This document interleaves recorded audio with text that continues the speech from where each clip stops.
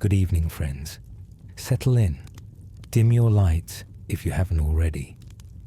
Find that perfect place beneath your blanket where the sheets hold just a trace of warmth, and the room hums faintly like a quiet instrument, tuning itself for dreams. If this calm journey helps you unwind tonight, you can tap like or subscribe, only if it feels right. There's no rush. Let's drift together. Tonight we're telling a story that begins not with drums or applause, but with the soft shuffle of papers, the click of a ballpoint pen, and the long exhale of a man named Zohran Mamdani, a politician who, in many ways, reminds me of a candle trying to illuminate a marble wall. Bright, but the wall is older, colder, and not easily impressed. Let me paint the scene. Astoria, Queens. The sky wears its late evening violet. The streetlights yawn awake one by one. Somewhere, a halal cart sighs steam into the cold, wrapping the air in cumin and stories. And Zohran, tall and calm, stands outside a community office, a paper cup of tea in his hand. He sips, and the tea is too hot. It burns a little, but he doesn't flinch.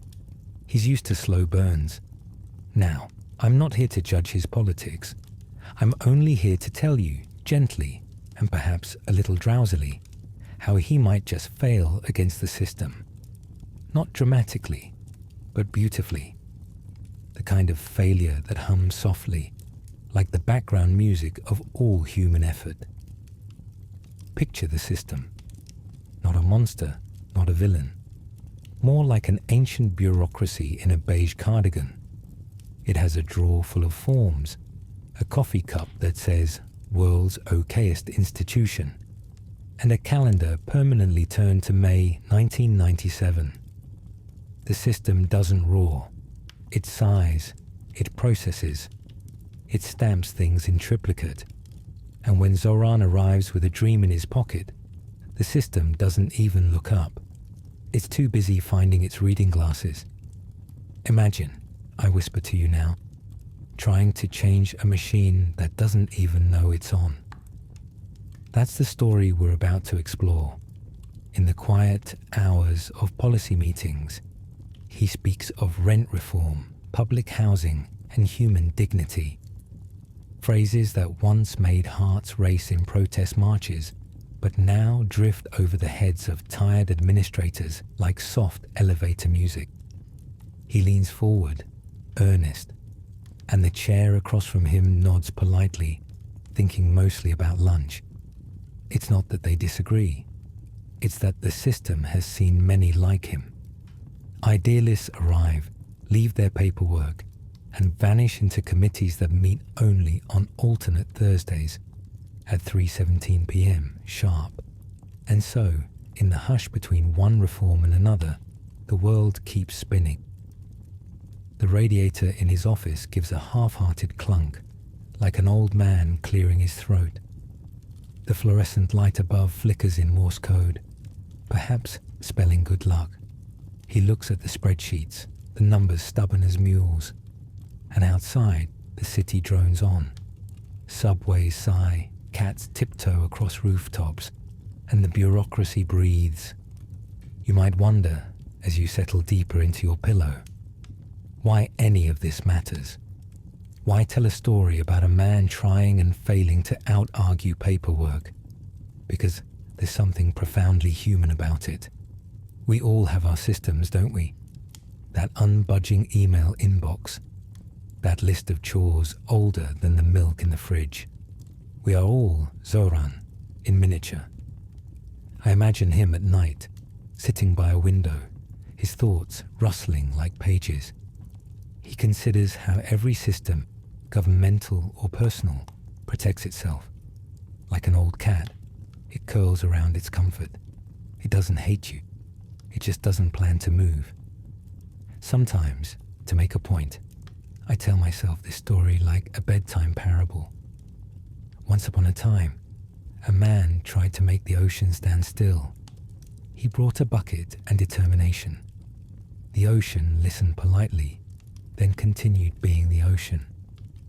Zohran's challenge feels a little like that, and yet he keeps showing up with his bucket. Let me describe that feeling. The community meeting room smells faintly of dust and coffee, the kind brewed at 7 a.m. and reheated twice. Someone's microphone squeals. There's a hand-painted sign that says affordable housing now, and the N in now has a smiley face. He begins to speak, and for a moment everyone listens. He uses words like justice, access, and equity. They float through the air like dandelion seeds, pretty, fragile, and mostly landing on linoleum. In the back, a janitor replaces a light bulb and hums Frank Sinatra. The hum joins the speech, forming an accidental duet of idealism and routine. That's the poetry of the everyday, the rhythm of effort meeting indifference, and somehow creating harmony. Now, I want you to imagine the sound of that fluorescent light again. The faint buzz, constant and slightly sleepy. That's the tempo of our story. Not tragedy, not triumph. Just the slow hum of persistence. When he first ran for office, 2020, if my sleepy brain recalls correctly, he believed every door knock mattered. And perhaps it did. Every conversation on a stairwell, every elderly tenant who offered him mango juice and advice. There's something sacred in that repetition. Step, knock, smile. Over and over until change feels like muscle memory. But the system he stepped into was older than his idealism, carved from decades of we've always done it this way. There are entire file cabinets labeled pending forever, memos that have outlived their typists. He walks those marble hallways and feels history underfoot. And not the inspiring kind, more the sticky kind that clings to your shoes. One night, after another committee hearing, he wanders to a diner still open at midnight. The waitress calls him Hon, and the neon light paints his paperwork pink. He orders pancakes he doesn't finish, and listens to the sound of the grill. A comforting sizzle, like democracy quietly working through its grease. Somewhere in that haze of syrup and civic exhaustion, he realizes that maybe failing isn't the end. Maybe it's the pace. He takes a sip of lukewarm coffee, the kind that could double as ink, and smiles. The system is big, yes, but so is patience. The funny thing about systems is that they rely on the very people they frustrate. Like a sleepy dragon that demands the night also bring breakfast. And Zohran, bless him, keeps showing up with toast. When I think of him this way, he becomes less a politician and more a bedtime archetype. The gentle fool with noble persistence, like Don Quixote, but with spreadsheets instead of windmills. His failure becomes a kind of lullaby about endurance. There's a sound outside. Perhaps you can imagine it now. Rain pattering against the glass. Each drop is a small, polite knock, reminding us that change too happens one droplet at a time. In this quiet rhythm, even defeat feels serene. He once said in an interview, I'm paraphrasing, that the hardest part of reform wasn't resistance, but fatigue. The meetings that dissolve into silence. The way passion must learn to pace itself. That's the unseen poetry of governance. Learning to dream slowly. And here's where our bedtime story folds itself gently around you. Because as you listen, perhaps your breathing has found its own rhythm. In, out, the way the system breathes, the way persistence breathes. Nothing dramatic, just steady. There's an image I love. A candle in a municipal office, flickering next to a stack of forms. Each flame flicker makes the shadows on the wall dance a little, like tired bureaucrats stretching. That's Zohran's light, flickering, yes, but undeniably there. You might ask, will he fail? Yes, probably, but softly, elegantly, like a paper boat sinking in slow motion, still proud of its shape. And as that thought settles, I'd like you to close your eyes, if you haven't already. Imagine the hum of city lights fading into the background, the sound of footsteps on wet pavement, the murmur of a hopeful man walking home. His briefcase swings a little. A cat watches from a stoop. Somewhere, a streetlight flickers in solidarity. He will wake tomorrow and try again. The system will still be there. Ancient, gentle, immovable. But so will he. And you, dear listener, will carry that image with you. Not of defeat, but of rest. The quiet dignity of trying in a world that keeps humming. Now, let's rest for a while before the next chapter. The story will continue. But for now, let the hum of bureaucracy become the white noise that guides you towards sleep. The papers will wait. The reforms will nap. And somewhere in Queens, a cup of tea is cooling beside a dream that refuses to vanish. Good evening again, friend. If you've returned to this story after a small rest, welcome back. If you never left and simply drifted between chapters like a quiet breeze through paper curtains, then you're right where you need to be. Let's breathe together for a moment. In and out. The night has deepened. The world has exhaled. Maybe the lamp near your bed casts a pool of soft amber light. Maybe you can hear the distant hum of traffic or the hush of your own heartbeat. This is the perfect hour to visit a place few people ever talk about. The Committee of Eternal Patience. Now, the name sounds grand, doesn't it? Like a group of wise sages who spent centuries deciding the fate of nations. But in truth, it's more like 6 slightly tired individuals seated around a rectangle table, surrounded by filing cabinets that smell faintly of dust, peppermint, and printer toner. Somewhere, a ceiling fan turns so slowly, it's practically meditative. This is where Zohran spends his Thursday afternoons. The chairs creak like old storytellers, and the walls are that institutional off-white color that's less a color and more an emotion, resignation. There's a clock above the doorway. Its second hand ticks, then hesitates, then ticks again, as if it too were deliberating policy.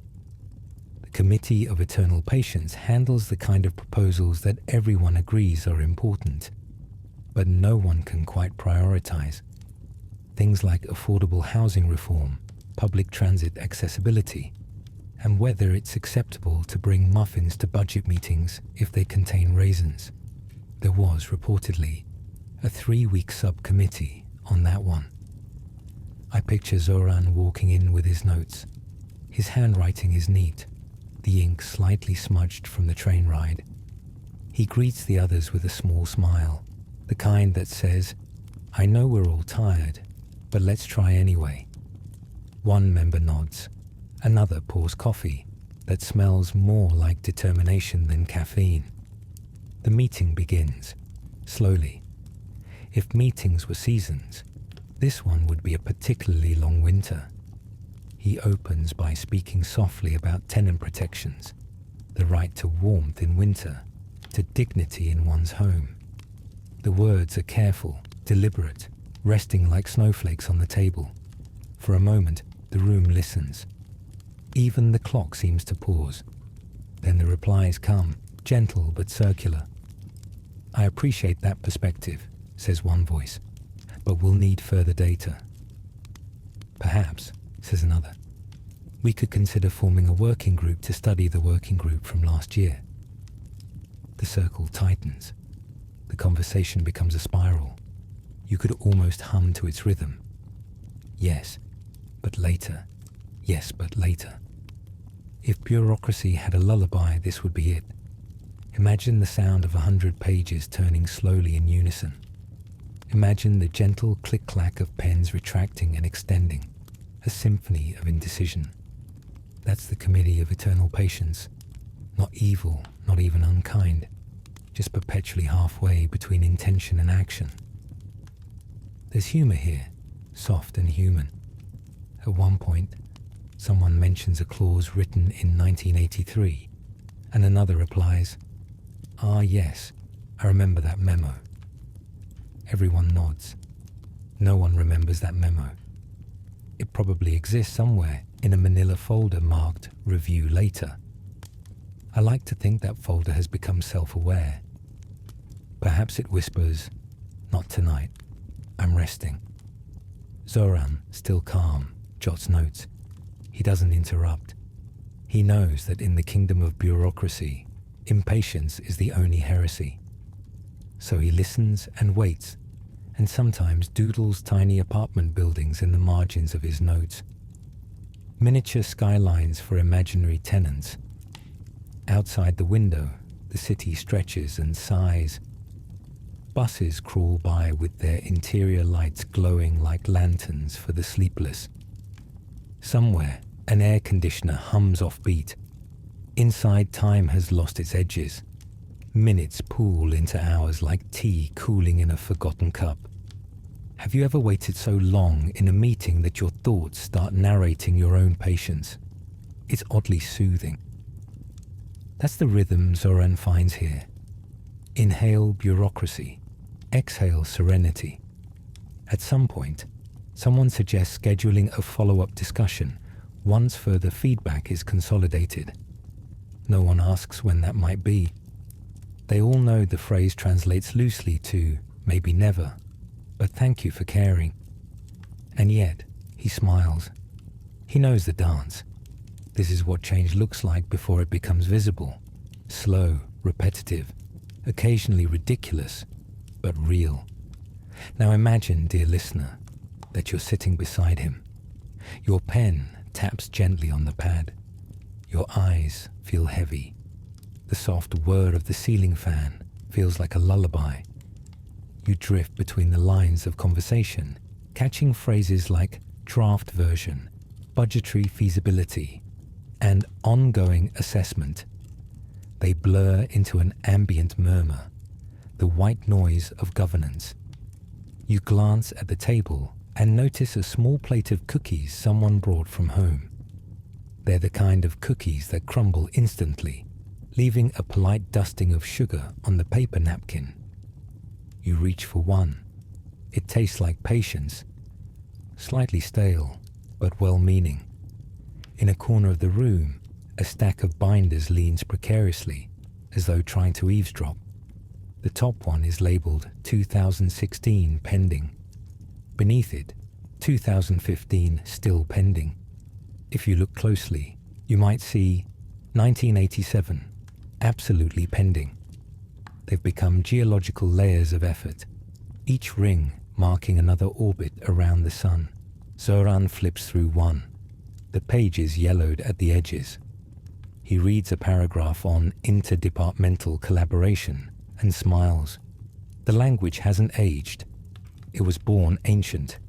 Bureaucracy is like Latin. Elegant, consistent, and dead in most places. The air grows warm. You can hear the faint clink of someone stirring their tea. The sugar dissolves slowly, making a soft, crystalline sigh. The smell reminds you of Sunday mornings, of something safe and unhurried. A voice calls for a vote. The motion passes, not to act, but to continue discussing action. It's progress of a kind, like a snail writing poetry. Beautiful, but best appreciated by the patient. And still, Zohran doesn't lose hope. That's the quiet miracle. Where others see futility, he sees rhythm. Every delay, every postponed reform becomes another chance to refine the dream. He once told a reporter that slow change is still change. You could almost embroider that on a pillow and sell it to reformers who nap. The meeting ends at last. Papers shuffle, chairs sigh. Someone jokes that they've aged a year since roll call. Everyone laughs, gently, genuinely. The laughter sounds like old furniture being grateful it's still useful. Zohran packs his bag. The sky outside has turned indigo, streaked with the orange of streetlights. As he steps out, the night air feels like release. Cool, alive, indifferent in the best way. The moon hangs above the courthouse, pale and slightly crooked, like an approving stamp from the cosmos.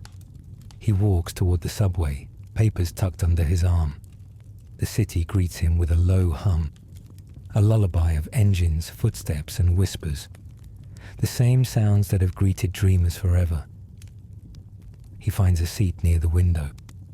The train lurches forward, that comforting metallic sigh of motion. He watches the stations flicker past like old slides. Broadway, 36th Avenue, 39th Avenue. Each stop another chapter in the story of trying. I imagine his thoughts drifting like the graffiti outside. Fragments of slogans, half-forgotten promises. He smiles faintly. Tomorrow, there will be another meeting, another draft, another gentle argument. And somehow, that's okay. Because the real victory isn't in overthrowing the system. It's in staying awake within it. He pulls a small notebook from his pocket and writes something on the last page. Patience is radical when everyone else is tired. Then he closes it, leans back, and lets the rocking train carry him through the tunnels. The lights flicker softly. You can almost hear the wheels whisper on the tracks. Shh, shh, shh. Like a mantra for persistence. Outside the window, the darkness rolls by, full of sleeping apartments, neon diners, the faint glow of televisions tuned to late-night weather reports. The world is still awake somewhere, and that's enough. There's a story, half real, half rumor, that in an old government building downtown, there's a plant that's been alive for 40 years. No one remembers who brought it in, but it keeps growing, quietly, patiently, even without sunlight, even when forgotten. It bends toward the faint fluorescent glow, stubbornly green. If the system has a soul, perhaps it's that plant. And perhaps Zohran is just making sure it gets watered. As the train slows, he stands. His reflection in the window looks older, wiser, maybe just slightly amused. He steps out onto the platform, where the air smells of rust and rain. The night has thinned to a hush. He walks home past shuttered shops and the occasional stray cat. Each street light hums softly. That same tone as the committee's ceiling fan, steady and eternal. It's all connected. The hum of effort, the hum of waiting. By the time he reaches his door, the city has turned silver under moonlight. He pauses, looks up, and whispers something only he can hear. Perhaps a prayer, perhaps a plan. Then he unlocks the door, steps inside, and the latch clicks with satisfying finality. Small victories matter. Somewhere in a file room, the minutes from the meeting are already being typed up. They'll be filed, reviewed, and probably forgotten. But in that forgetting, there's continuity. The slow heartbeat of a world always trying to fix itself, even if it takes lifetimes. And as you lie here listening, let that be your comfort. Systems may sleep, dreams may drift, but effort, quiet, gentle effort, always hums beneath it all. The night grows quieter now. Let the rhythm of your breathing match the turning of pages that no one's in a rush to read. The Committee of Eternal Patience adjourns, the lights dim, and the city keeps breathing softly, just as you will, as you slip into rest. Good evening again, dreamer. If your eyes are half closed already, that's all right. This story was meant to be heard more than followed. Let the words float through you like the scent of something baking in a faraway kitchen. Tonight, we find Zohran Mamdani standing in his apartment kitchen, staring at a tea kettle. Steam rises in small ribbons. the air hazy with cardamom and thought. He's had a long day. Too many emails that begin with "per my previous message." Too many calls where next quarter meant never. But the tea kettle is honest. It hums, it waits, and eventually it sings. That's where our chapter begins, with a sound soft enough to soothe, steady enough to symbolize a revolution. Because if you watch a kettle, truly watch it, you realize change doesn't come with a bang. It arrives in whispers, small bubbles at the bottom, invisible at first. Only later does it boil. Zohran likes that thought. He once joked, very quietly, to no one in particular, that politics was just waiting for water to boil in an office without a stove. And yet, he keeps trying. The apartment around him is simple, the way evening spaces often are. There's a stack of newspapers on the table, a single flickering bulb above, a half-finished book titled "The Future of Housing Policy" that's seen more bookmarks than conclusions. Outside, a siren fades into the distance, its echo softened by rain. He pours the tea, dark amber in the cup, and the aroma seems to settle his entire being. A soft sip, a sigh. If someone could measure the sound of quiet optimism, it might sound like that exhale. You and I, as listeners, might smile here. We've all had our tea kettle moments, waiting for something to change, listening to the world slow boil. Maybe you're thinking of your own version, the job application that vanished into silence, the slow process of healing, the endless loading bar on life's dashboard. And yet, like Zohran, you waited, because waiting too is a kind of action. He takes his tea to the window. Astoria glows below him, rows of apartments like lanterns on a string. Someone's cooking garlic, someone's arguing softly in Spanish. Somewhere music plays from a parked car, a song about love probably. The city hums with stories, each one a small rebellion against the ordinary. Zohran writes in his notebook again, pen scratching like a whisper. He's mapping out a plan, a small bill, a simple reform. Nothing grand, just a request for transparency in rent increases. He knows it's sensible, moral, almost boring. But the system loves boring. It disarms it by embracing it, wrapping it in procedures, stapling it into submission. Still, he writes, and as he writes, his mind drifts back to history, as if history itself were a bedtime story told to tired dreamers.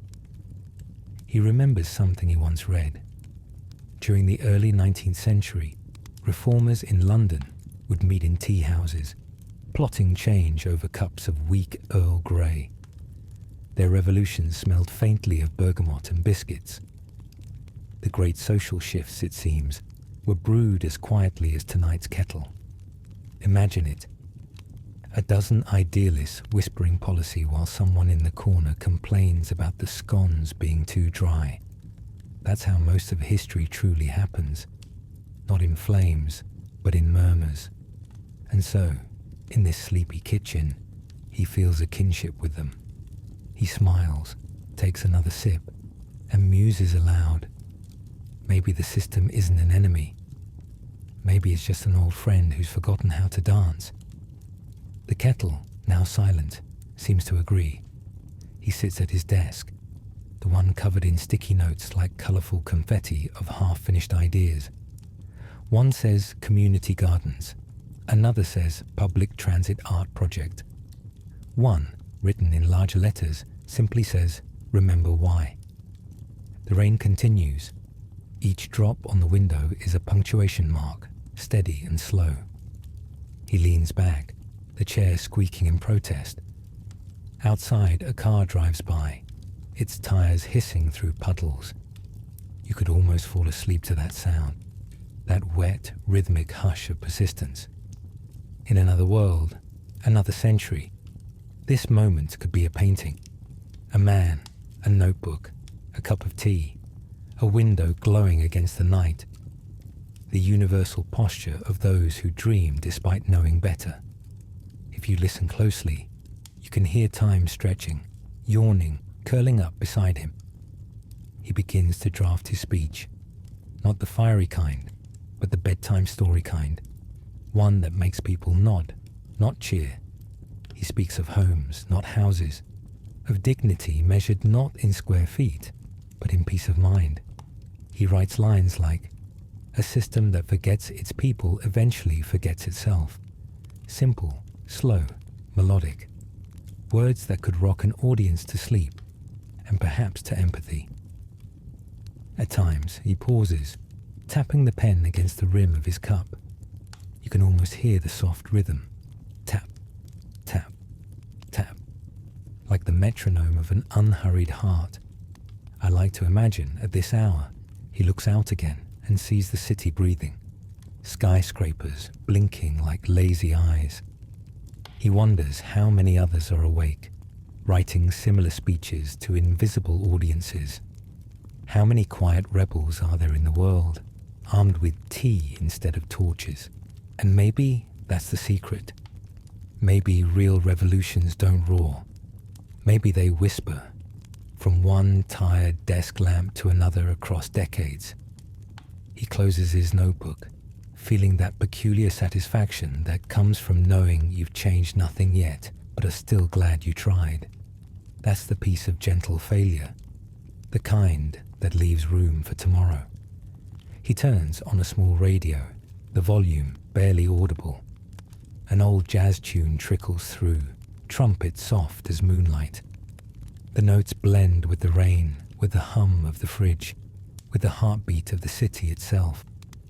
Everything becomes one long, continuous lullaby. He takes his empty cup to the sink, rinses it slowly. The water is warm, the sound rhythmic. As he sets the cup on the rack, a tiny droplet clings to the rim, catching the light like a miniature planet. It wobbles, then slides down. A quiet comet in a domestic galaxy. He dries his hands on a towel printed with cartoon lemons. A small, silly reminder that life, however serious, deserves whimsy. And as he moves toward his desk again, the floorboards creak like old storytellers clearing their throats. He writes one more line before sleep. Every system is just people pretending to be forever. He smiles. He doesn't mean it cynically. It's almost comforting. Because if systems are made of people, then persistence, kindness, even absurd optimism still have a chance. Outside, the rain has thinned to a drizzle. The clouds loosen their grip on the moon, and silvery light spills across the windowsill. In it, the steam from his cup curls like a ghost of effort, fading upward, never wasted. Somewhere in the distance, a clock tower strikes midnight, softly, as if not to wake the city. The sound rolls through the air, gentle as an apology. Time, too, seems to whisper, "Go slow." There's no hurry. And so, dear listener, as you breathe with the rhythm of this night, picture that apartment again. A kettle resting, a notebook closed, a man quietly believing that patience might be enough. He will fail, perhaps, yes. But in the quiet geometry of human effort, failure has a shape not unlike peace. And peace, in its own way, changes more than victory ever could. As he drifts into sleep, the radio still hums softly. The trumpet fades. The rain becomes memory. The kettle cools, but its warmth lingers in the air. A promise that tomorrow will start the same way, with a little water, a little heat, and the quiet hope that someday the system will sing too. Now, let your eyes close, your shoulders sink, your mind slow. Imagine that you too are a kettle, calm, steady, patient, ready to boil only when the world truly needs you to. And as you rest in that stillness, let the room around you dissolve into warmth and breath and nothing more. Tomorrow will come, But for now, the revolution can wait. The tea is brewed, the city is quiet, and everything is exactly as it should be. Good evening once more, my friend. Welcome back to this quiet journey, the story that never hurries, never insists, but simply drifts like dust in a sunbeam. If your eyes feel heavy, that's all right. This is the kind of story meant to be half heard and half dreamed. So take a breath, let your shoulders fall, let the world outside your window shrink to a soft, unimportant hum. Because tonight, we open the drawer of the great filing cabinet of destiny. It isn't in a palace. It isn't even in a grand building. It sits, rather unceremoniously, in the basement of a municipal office, somewhere in Queens. The carpet smells faintly of copier ink and the ghosts of budget cuts. The walls are painted the same grey-beige tone that all government buildings seem to favour, the colour of compromise. And there, beneath a humming fluorescent light, stands a mountain of metal cabinets. Some are labelled archived, some say pending. One, humorously, says absolutely not. This is where policy dreams go to nap. Zohran stands in front of them like a pilgrim before an oracle. He's brought with him a new proposal. Modest, detailed, full of hope. It's written in calm black ink on recycled paper, the kind that feels slightly rough to the touch. The top page reads, Tenant Fairness and Housing Access Improvement Draft. He exhales slowly, adjusting his tie, even though no one is watching. He places the folder into the review queue drawer, which hums quietly as if to say, another one for the pile. There's a superstition among staffers that the drawers are alive. Some say they rearrange papers at night. Others whisper that if a proposal sits long enough, it develops a faint heartbeat. Perhaps that's just the sound of the building breathing. Or maybe it's the pulse of 1,000 half-dreamed reforms refusing to die. Zohran doesn't mind the myths. He finds them comforting, proof that even bureaucracy has folklore. He takes a seat at an old metal desk. The chair wobbles like an elderly philosopher unsure of its own stability. On the desk, there's a mug that says "World's okayest politician." He didn't buy it. Someone left it behind years ago. It feels like inheritance. As he sips his coffee, cold, faintly bitter, he looks around the basement. File boxes tower like apartment blocks. The air hums with the quiet dignity of stored intention. Every folder holds someone's once bright idea. Safer streets, cleaner parks, fairer taxes, kinder laws. All of them filed away, neatly and indefinitely. He thinks, not sadly but curiously, about how history might look from inside a drawer. Would the papers talk to one another? Would one proposal boast, "I was read twice before being tabled"? Would another sigh, "At least I made it to committee"? If bureaucracy had bedtime stories, this would be their setting. Whispered tales of forms that almost mattered. He leans back, imagining them murmuring after hours, long after the lights go off. Remember the recycling initiative of 2009? Ah yes, poor thing never got funding. Well, at least it got a logo. Paper ghost chuckling in the dark. He smiles at the thought. It's absurd, but comforting. The way absurdity often is when you've worked too long on things that move too slowly. Above him, a ventilation duct rattles softly, like applause for patience. He takes it as encouragement. Now, you might be wondering, why doesn't he give up? Why doesn't he simply take his bright ideas somewhere faster, louder, freer? But Zohran has learned that progress, real progress, is allergic to speed. The faster you push it, the more stubborn it becomes, like a cat refusing to walk on a leash. Instead, He practices a kind of political meditation. Each delay, each revision, becomes another breath in the long yoga session of democracy. Exhale rejection, inhale persistence. It reminds me somehow of 18th century clerks in the British Empire. Men who wrote letters by candlelight to other men on ships that wouldn't reach port for months. They knew that every word they penned was destined for delay. Still, they wrote. Not because they expected results, but because writing itself was proof of purpose. Zohran feels that same satisfaction now. He runs his fingers along the drawer handles, cool, metallic, eternal. He whispers, almost ceremonially, "Be patient with this one." He doesn't expect a reply. The cabinets are polite that way. The clock on the wall ticks faintly. Somewhere upstairs, someone turns off a printer. The silence folds around him like a blanket. He closes his eyes for a moment, and the basement becomes a chapel of effort.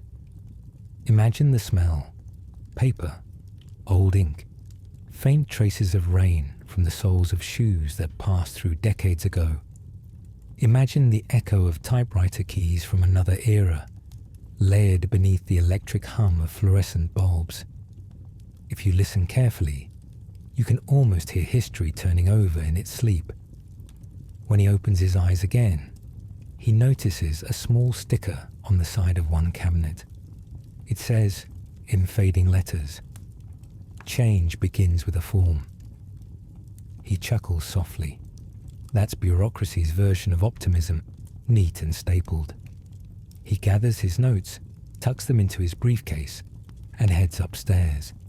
The staircase creaks like an old librarian scolding gently, one step at a time. Each landing smells different. First dust, then ink, then something like lemon disinfectant. By the time he reaches the lobby, the night has stretched itself across the windows like velvet. The janitor waves, a kind-eyed man named Luis, who's been working there longer than any politician remembers. "Late again, Mr. Mamdani?" he asks, in a tone equal parts amusement and sympathy. Zohran smiles. "You could say I work the night shift of optimism." Luis laughs, shakes his head, and pushes his mop bucket forward with the patience of a saint. The bucket squeaks, the floor glows. Small progress, visible and immediate, the kind everyone understands. Outside, the air is damp and sweet. The streetlights halo each raindrop. The city feels alive in that particular New York way, tired but unwilling to stop. He walks past a closed bakery, where the smell of old sugar still lingers. He glances in the window and imagines the baker's morning routine, the quiet repetition of kneading dough before dawn. There's something sacred about that too, another kind of bureaucracy, but one that feeds. He wonders if governance could ever be like baking. Measure carefully, fold slowly, wait patiently, trust the rise. Perhaps that's all politics really is. A recipe written by too many cooks, baked in someone else's oven. The thought makes him smile again. He turns toward home, passing a row of mailboxes glinting under the streetlight. Their little metal doors remind him of those filing cabinets, smaller, more hopeful cousins. Each one holds someone's words waiting to be read. A love letter, a bill, a birthday card, a protest. Tiny revolutions delivered by hand. When he finally reaches his apartment, he sets down his briefcase and unbuttons his coat. The room greets him like an old friend, warm, cluttered, forgiving. He boils water for tea, again, because repetition is its own comfort. The kettle whistles softly, and he hums along, just off key. As the tea steeps, he pulls a small notebook from his pocket, the one with the worn leather cover and the faint scent of ink. He writes, "Today I filed a dream. May it not gather too much dust." He He closes the notebook and places it beside his cup. Steam curls upward like a quiet prayer. In that moment, surrounded by silence, he feels the strange peace of a man who knows his limitations but tries anyway. You might be half asleep now, listening to these small details, the kettle, the rain, the whisper of paper. And that's perfectly fine, because the story itself is about rest. Rest from ambition, rest from outrage, rest from needing the world to change all at once. The great filing cabinet of destiny is real in every country, in every soul. It's the place where we store our unfinished dreams until we're ready to try again. Some of yours might be there too, waiting patiently for a better day, a kinder mood, a moment of courage. And maybe, like Zohran, you'll visit that cabinet tomorrow. Open a drawer, blow the dust off an idea, smile at its persistence, and file it once more. Not because you expect an outcome, but because it deserves to exist. As he finishes his tea, the city outside has quieted to a hush. A few windows still glow, but most have dimmed. The hum of distant traffic sounds like the world breathing evenly in its sleep.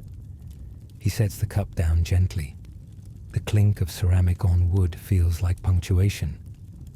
The end of a paragraph, the pause before another long page. And somewhere far below, in the basement office of eternal paperwork, a small draft of reform lies nestled among thousands of others. Its paper edges curl slightly from humidity, but its ink remains bold. In the darkness, it seems to pulse once, softly, alive with patience. Now, take another breath. Let the story settle around you like a blanket. You don't need to solve anything tonight. Neither does Zohran. The filing cabinets are content to wait, and so are we. Tomorrow will bring another drawer, another cup of tea, another quiet act of hope. For now, close your eyes and rest beside the gentle hum of the system's heartbeat. Slow, steady, and strangely comforting. Good evening again, my patient dreamer. Welcome back to this story that never hurries, never insists, and always begins with a long exhale. If you've just woken, stretch your fingers. If you never left, then perhaps you've been drifting along with Zohran all this time, through filing cabinets, rain-washed streets, and the soft hum of fluorescent purpose. Tonight, we find him at a public hearing. Two words that sound exciting until you attend one. Picture a room filled with rows of folding chairs that squeak like polite applause. The air smells faintly of old carpet, lukewarm coffee, and civic duty. There's a table at the front with microphones that pop before they speak. And at the center, Zohran sits, jacket neatly folded, notebook ready, eyes kind but ever so slightly sleepy. The meeting is about rent stabilization, which means it will move at the speed of continental drift. There's a sign on the wall that says, "Please limit comments to 2 minutes." No one ever does. Someone coughs into the microphone. Another person shuffles their papers. The clock on the wall ticks so loudly it might be the only thing achieving measurable progress. And yet, there's a kind of peace in this slowness, the rhythm of democracy on its lunch break. Zohran clears his throat.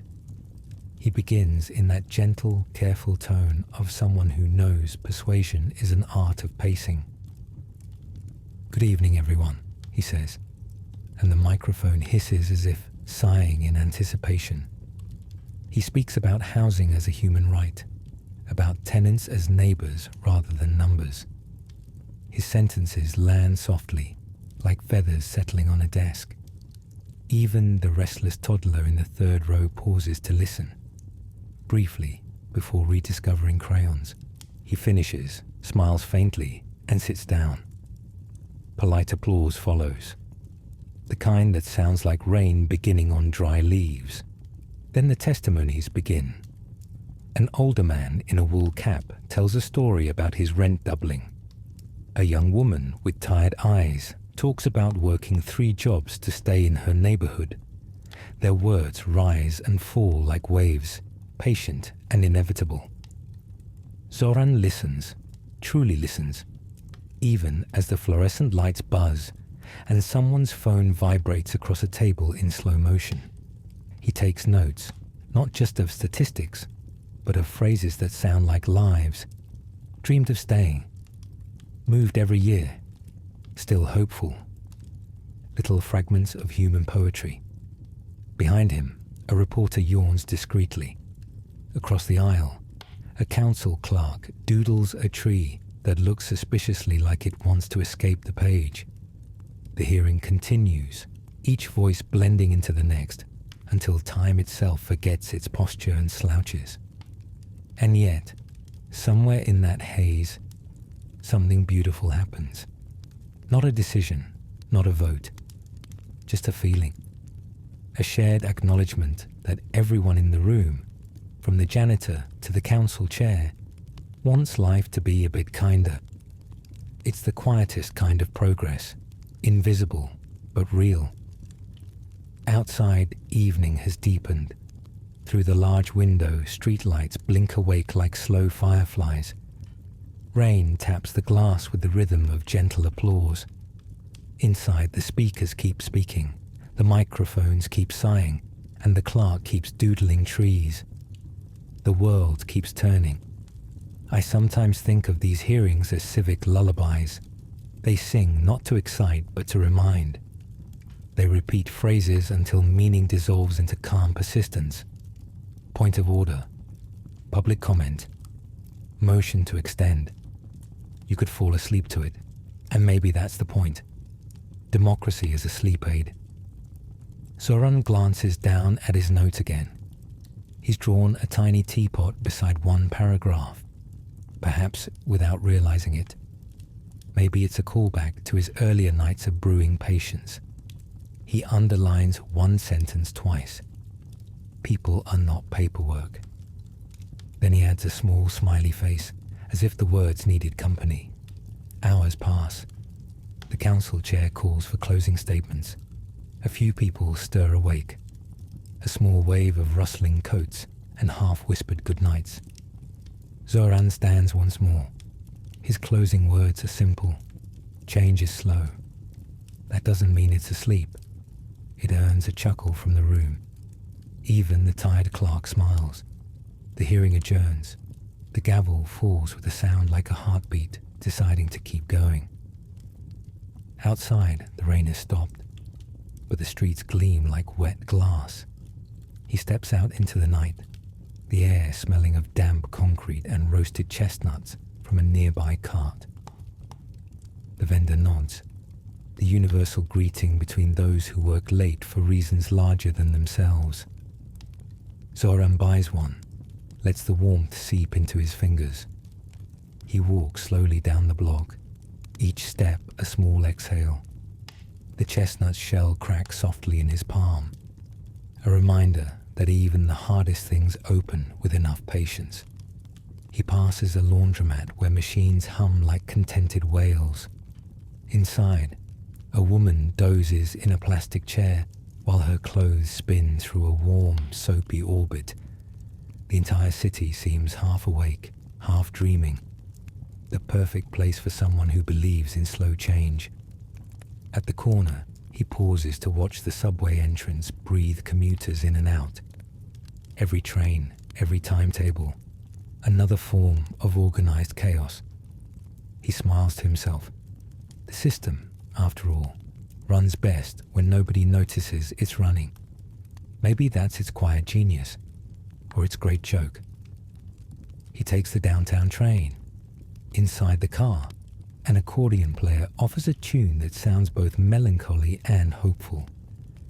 The musical equivalent of a shrug and a smile. Coins jingle into a cup. A child claps once and forgets why. Zohran closes his eyes. The train rocks him gently, a cradle made of steel and patience. He thinks of the hearing, the voices, the stories that will never make headlines. He wonders if history is simply the accumulation of such evenings. Thousands of tired rooms filled with people trying to do the right thing before bedtime. When the train emerges above ground, the city lights flash through the windows in blinks of gold and silver. He watches them flicker across his reflection. A man both illuminated and invisible. It feels fitting. Reform, after all, is mostly unseen work, like the way bread rises quietly when no one's watching. He steps off at his stop and begins the short walk home. Puddles mirror the moon. Each step ripples its face but never erases it. He hums the accordion tune under his breath, off-key but sincere.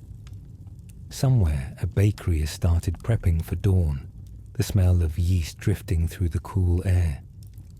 At his door, he hesitates for a moment, not out of weariness, but reflection. Today was one more attempt, one more whisper against the system's granite calm. Tomorrow will be another. He unlocks the door, steps inside, and lets the silence greet him like an old companion. His apartment is dim, except for the small lamp on his desk. He sets down his notes and pours himself water from a glass jug. The sound is clean, steady, like rainfall starting over. He takes a sip, sighs, and murmurs to himself, "Well, we didn't fix the world, but we stayed polite about it." He laughs quietly, a gentle laugh, the kind that turns into a yawn halfway through. He flips open his notebook one last time.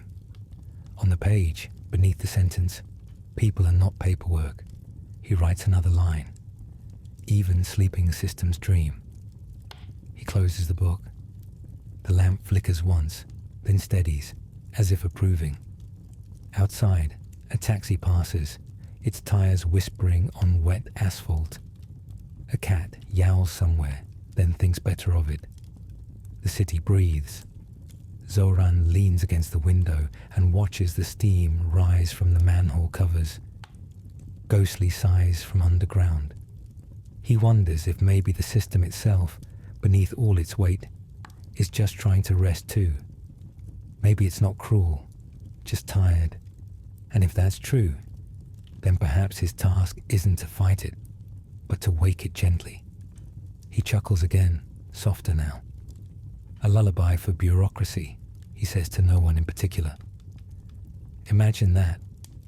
He sets his alarm, though he already knows he'll wake before it rings. Routine has become its own metronome. As he lies down, the bed springs creak in a friendly way, as if to say, "Welcome back, dreamer." He closes his eyes. The city's noises fade to a hush. In his half-dream, he's back in the hearing room. Only now everyone's asleep. Even the microphones have dozed off. The clock's hands are resting on each other like tired dancers. And in that surreal quiet, a tiny sound emerges. The faint rustle of papers approving themselves. It's absurd, of course, but in dreams, even red tape can tie itself into ribbons. So let yourself drift there with him, into that impossible serenity where forms sign themselves and systems nap peacefully under moonlight. Let the voices of the day dissolve into the hum of the night. There will be more hearings, more tea, more effort, but not now. For now, the city sleeps, and so does the cause. And if you listen very carefully, you might hear the faintest bureaucratic lullaby, all in favor of rest. Say I. 1,000 invisible hands raise slowly in the dark. Good evening, dreamer. If you've made it this far, you've already practiced the art this chapter is about. Patience. You've traveled through meetings that yawned, kettles that whistled, filing cabinets that dreamed, and hearings that napped.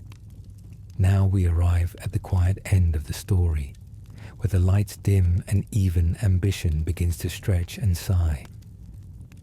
Outside Zohran's window, morning hasn't quite happened yet. The sky is the color of a held breath, a pale grey waiting to decide what kind of day it wants to be. The city murmurs in its sleep. A garbage truck groans down the street. Pigeons gossip softly from a ledge. Somewhere, someone's radio plays a love song from a decade no one can quite remember. Zohran sits at his small desk again, the same one that's borne 1,000 drafts and an equal number of tea stains. His tie is off, sleeves rolled, hair slightly rebellious. He looks not tired exactly, but peacefully used. In front of him lies a single sheet of paper, a letter he's been writing in his head for weeks. He begins, slowly, aloud, as if narrating for us. "Dear System, I suppose we should talk." He smiles. It isn't a resignation letter, nor a manifesto. It's something stranger. A love note to the very thing that's resisted him. He writes, "You are here before me, and you'll outlast me. You move slowly, like syrup in winter. You forget names, misplace dreams, and always ask for one more signature. And yet, somehow, I've grown fond of you." He pauses, listening to the hum of the refrigerator, the faint clatter of the radiator. The apartment seems to breathe with him. He continues, "I used to think you were the enemy.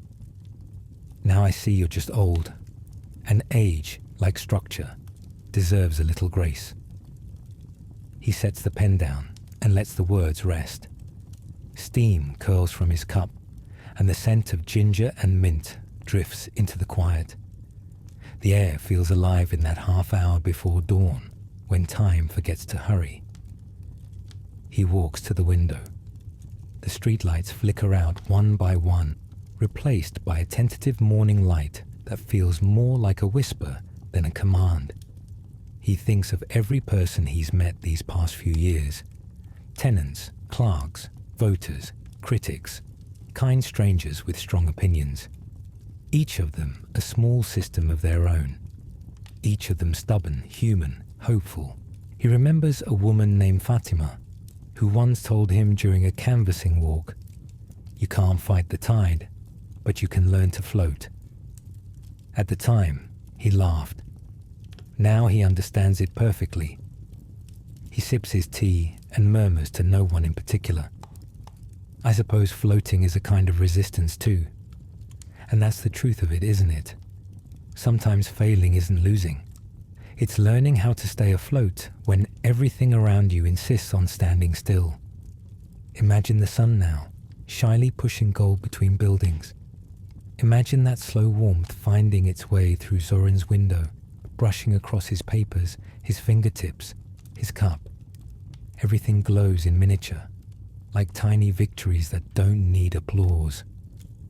He turns back to the desk, folds the letter, and slides it into an envelope he'll never send. He tucks it between the pages of his notebook, where it will live quietly, perhaps forever. Then he gathers his things, notebooks, pens, the mug that reads "World's okayest politician," and steps outside.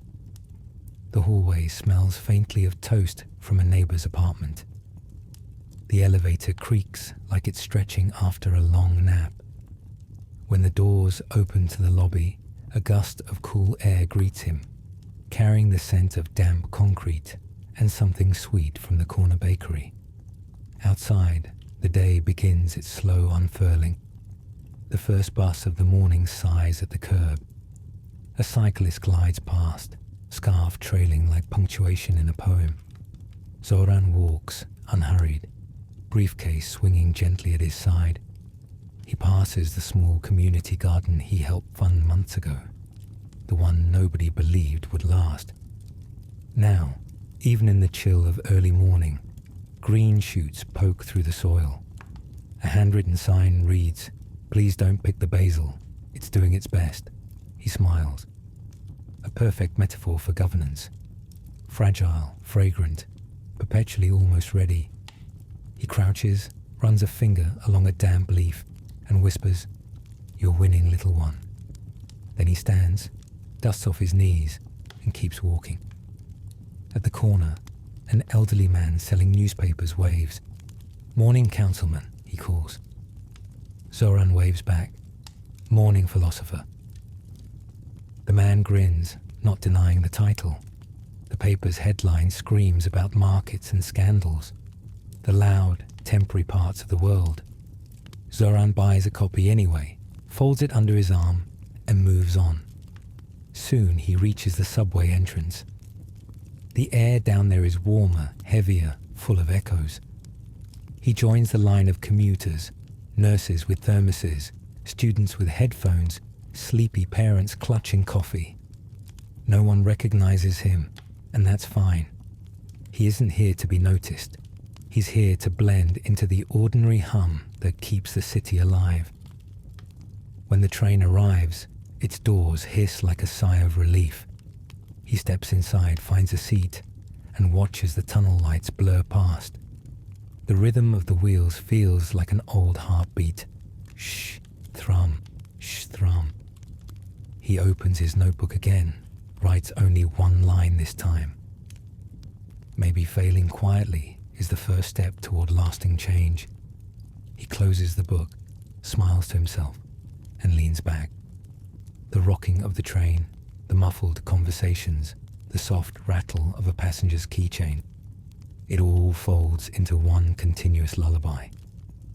As the train emerges above ground, morning sunlight washes the car in gold. The city outside sparkles, not perfectly, not purely, but sincerely.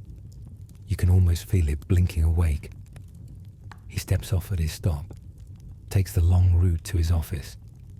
It's his favorite part of the day, the in-between, when nothing is demanded yet, and everything still feels possible. A bakery window glows with trays of fresh bread. The smell wraps around him like a friendly scarf. He buys one roll, warm enough to steam in the cool air, and eats it as he walks. The crust flakes, the inside is soft, and he thinks, this might be what success actually tastes like. By the time he reaches the building, he feels lighter, not triumphant, but grounded, as if he and the system have called a truce. Inside, the fluorescent lights hum awake again. He greets the security guard, nods to the receptionist, and climbs the stairs instead of taking the elevator. Each step echoes softly, like punctuation in a patient sentence. When he reaches his floor, he passes the open door of the archive room. The filing cabinets are there, as ever, stoic sentinels of effort. He stops, just for a moment, and lays a hand on one drawer. The metal is cool, smooth, indifferent, and somehow reassuring. He whispers, "We'll try again today, won't we?" The drawer doesn't answer, but the silence feels like agreement. He walks into his office. The blinds let in slats of light that stripe across the papers on his desk. He sits, opens a folder, and begins to read. Outside, the city stirs. Horns, footsteps, snippets of song. The system hums. The day begins. You can imagine it now. The camera of your mind slowly panning away from that desk. The sound fading to the heartbeat of the city, to the rustle of papers that might never change the world, but still insist on existing. That's where we leave him. Not defeated, not victorious, just present, failing forward, softly, perpetually, like a wave that never stops returning to shore. And maybe, if you listen closely, you can hear the deeper rhythm beneath it all. The rhythm of your own breathing, matching the slow pulse of the world trying, endlessly trying, to be kind.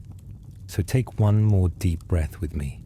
In through the nose, slow and steady. Hold it. Out through the mouth, softer than a sigh. Let the story dissolve now.